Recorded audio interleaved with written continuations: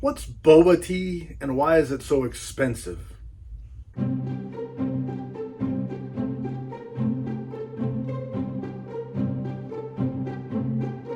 Hello everybody, thank you for joining me today. I do truly appreciate it. Today's a day the friendly neighborhood mail lady has hooked a brother up and I get to complete a set, bittersweet as it goes. But this is a set, a trilogy if you will, Blake Crouch. Ever hear him? And it's the Wayward Pines trilogy, and it's a great series of 3 books written, like I said, by Blake Crouch. And it's the kind of story where it seems like it was a big story that was cut into 3 pieces, but it's not purely a straight through story. Each section kind of has its own stopping point, almost like a mini series that was written to be finished in different chunks. So it goes on in a larger story arc, but it does kind of have caps on each one, I guess you could say. But anyway, I guess you would call it a trilogy. I imagine it was written originally to be that way. And a great one, a phenomenal one. Amazing story by an amazing author, Blake Crouch. I've read the Wayward Pines trilogy, so the 3 books. I've also read Recursion, and I've also read Dark Matter from Blake Crouch. And everyone, fabulous. One of the greats. Phenomenal author based on what I've read. But Gauntlet Press and Borderlands Press have combined to do the Wayward Pines trilogy in a limited edition set. And so I've gotten the first 2. This one is book 1, Pines, and it is a Gauntlet Borderland Press combination. This one here is Wayward. Again, can't see it so well. Gauntlet Borderlands Press. Both of them are signed, numbered editions, and my number for each is number 75 out of 500 copies. And I'll just show you one of them here so you can see the signature page. And what we've come to expect from the Gauntlet and from the Borderland Press is limited edition books because they have a numbered signature page on them. But quality-wise, production-wise, is very little. I mean, this is like, in many ways, like your trade edition books. The binding material is better than typical trade. The glued binding itself is cheap stuff. Cheap what you expect in cheap books. And there's no interior illustrations in any of these. But it's a signed limited book, and they publish a lot of authors over the years that I like. And while in the past the production quality was considerably better, it seems like the cost-cutting measures have come into play. So that's a little bit about what to expect from these publishers, Gauntlet and Borderlands Press. But the prices are still kind of up there. For example, this book that I'm about to unbox here, The Last Town, with shipping was $71.49. So $60 and then $11.49 for those Einsteins out there doing the math. $71.49. Now that's not really cheap publication prices, but you kind of get cheaper publication products. But I keep buying them because they keep publishing signed limited edition books from authors that I dig, like Blake Crouch and F. Paul Wilson, and who else have I gotten recently from them? Ray Garton, just to name a few. So that's where we're at. I buy the books still because they keep publishing books that I want. But this one is the last one in the set in that series, and this is called The Last Town. Again, a phenomenal book, and this Last Town caps it off in a what seems like the only possible way Blake could have solved the problem. And it also leaves you wondering what happens next. So I would really love to read a follow-up to this set one day by Blake Crouch. I think somebody else has taken a stab at it. I don't remember the details there. But I'd love to see Blake Crouch come back and pick this thing up where he left off at the end of The Last Town. But if he doesn't, it's a great way to end the series. Anyway, without further ado, I've been waiting on this for a while. I think it was December of 2022, I think. think that's when I bought it. And now it is February of 2024. So not a long time compared to companies like Cemetery Dance or Dark Regions Press, where you kind of wonder, will I ever get the book? They did deliver. I mean, a little over a year. For those of you doing the math at home, a little over a year. Not too bad, but it is here. It is in-house, and I get to say I've got that series done, which is nice to have it on the shelf. I've got a couple more outstanding orders through Gauntlet. I ordered this through Gauntlet.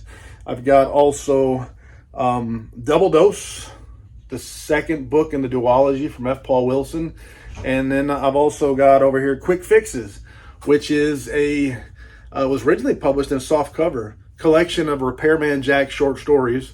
Well, Gauntlet has sold limited edition version, signed limited, so I did order that one as well. But here's what to expect from something delivered from Borderlands Press. It's in a box. It's a thin box.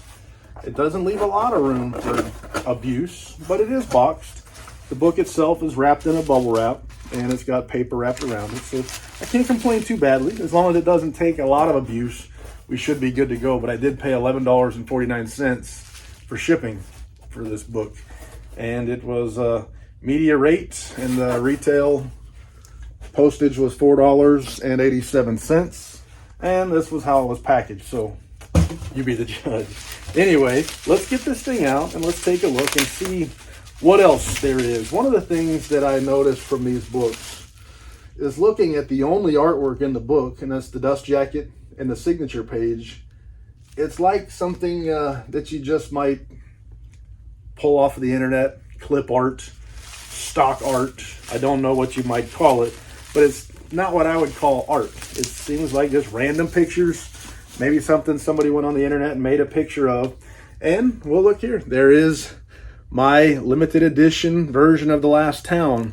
And looking at this picture, it doesn't even match the time that the story is set. These aren't the kinds of vehicles that people are driving around in Wayward Pines. This is not the era that the book was set in. This doesn't even look like the description of the town itself. So the artwork, I have no idea what it is, where it's from, or why it's there. But there it is. Let me see if the book itself tells anything about this art that gives any indication of who did it or where it's from or anything like that. It doesn't mention here where the artwork comes from. It does say typesetting and layout by TFM, whatever that is, I do not know. But when I flip to the back of the dust jacket here, it does say dust jacket designed by TFM. Whatever that is, I do not know. But I don't love the art in any way whatsoever. The dust jacket, I think a plain black dust jacket that simply said The Last Town would probably have been more appropriate than that picture on the front. But again, it's a book, and here I'm judging the book by the cover, which you're always supposed to do. But that's what I got is what I got. And let's look here at the book itself, and the board materials look good. Doesn't look bad. It's I like it better than the others. It's kind of a fake leather. It looks nice. I love that hot foil stamping. The red looks good. It pops, as the kids might say. And there's our spine. The spine has a squarish shape, and you can see the binding right there. Glued binding like you would expect from very cheap books in a limited edition book here. So that's one of the big knocks I have against the publisher, is that aspect of it. And then our signature page is still that TFM, is that what it was? TFM artwork. And it is numbered. Mine is kind of number 75 out of 500. Looking at my 75, I almost wonder. It almost looks like a quasi 95, 75. That's 75, so it does match. They took care of me on that, thank you. It's nice to have 75 on all of them. And let's see what else. The paper here. The paper is nothing of note. It just feels like a trade edition paper. Here's the text size and the paper color. And again, it's a book. So bare white end papers. So far, other than a signature page, I see absolutely nothing that would make this thing any different than the cheapest of the cheap trade edition books you might buy at a store. Except that the cover, the dust jacket artwork is just awful. Just awful. At least the first two, it wasn't unlike the story. The first two was fine. They weren't great art, but it didn't confuse you, making you wonder where it came from. But then when I look at the dust jacket artwork here, I wonder. Maybe I'm wrong. You can explain it to me. I'm sorry. I'll apologize. I just don't get it. I wasn't put on this earth to get it. I heard that in a movie one time. But other than that, I've looked at this book. I'm glad to have the set. I hope Blake Crouch gets better work, better treatment from better publishers in the future. Other than the fact that it's a great Blake Crouch book and it's signed and limited, there's nothing I could recommend here. I hate to be the basher. I hate to be negative. I bought these books. I'm not going to get rid of them. I'm glad to have them in my collection, but it's only because of the author and the works. It's not because of any production value whatsoever. I really feel bad about being negative. I hate to do that kind of stuff. Would I buy them again? Yeah, because it's Wayward Pines Trilogy. They're limited editions, signed books, numbered. I do wish that Suntup Editions, they did Dark Matter. Phenomenal book. They did them well, did them great. I got a numbered and a lettered edition. A artist edition and a numbered edition. I'd love to see Suntup take a crack at some other Blake Crouch books. I'd like to see somebody take a crack at this set and do it right. Do Blake Crouch and his work justice. Do the collectors, do the readers, do the customers justice. I'd gladly pay far more to get better quality. And that's all the lies I can think of to tell at the moment. Thank you for your time. I do truly appreciate it. C'est la vie. I forgot something.